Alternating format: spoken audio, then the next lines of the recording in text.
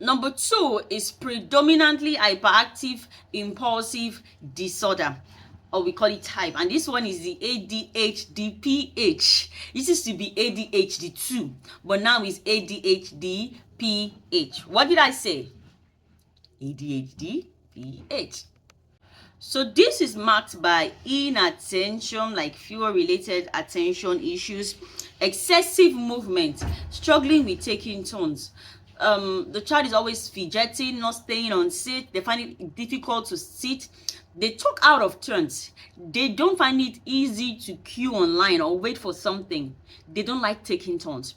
This type of child now will always jump into conversation. They have issue with their impulse, okay? So immediately they anything that comes to their mind, they act without thinking. So they act before they think. So the consequences, they might not think of that. They just do things. So it's not like they want to be rude or they want to jump into your conversations. What's just happening is that the impulse take control before the brain comes to work. Okay, they are the type that when you will say something, they will always talk excessively.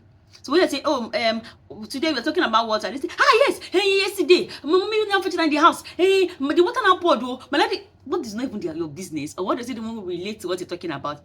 You might say, oh, are you the first one or the last one? So I'm the fourth, but I have another sister, I have another brother, that one is 14 years, the next is 2, the other one is there. You didn't ask, you didn't ask. The only thing you ask is, what position are you in your family? Are you the firstborn, secondborn, or the last? They will tell you the story of their family. Okay, so it is not their fault. Now, how can you help children like this? Allow movement break.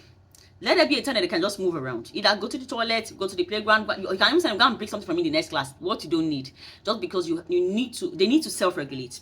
Now, teach self-regulation tools like deep breathing, blowing of air into your palm, pressing your palm together, giving yourself a tight hug and all that. Then set clear expectations. Like, this is what we're doing. This is what we want to achieve. This is what I want you to do. So there is like a roadmap for children like that. So you want to teach that type of child, set a roadmap.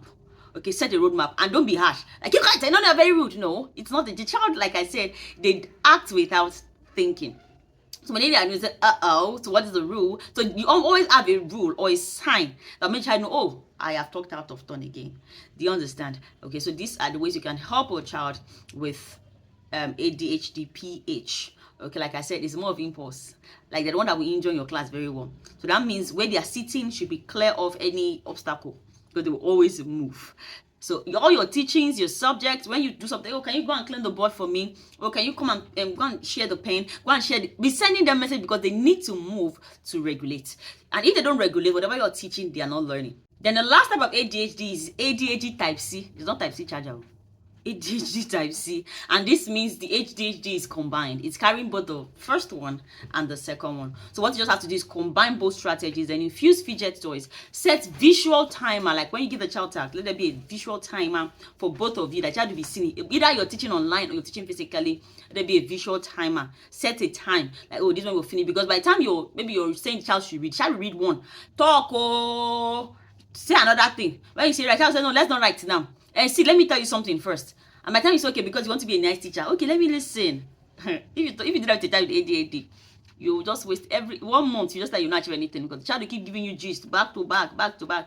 But that doesn't mean that you should be shunning the child. It's just that you should tell them, oh, okay, this is what we're doing now. Later, you will tell me that story, but let's do this now. So finish on time so that you can tell me the story. Okay, so that's like more of the child is expecting something like, oh, let me quickly finish, I'll be able to give, because they like gist.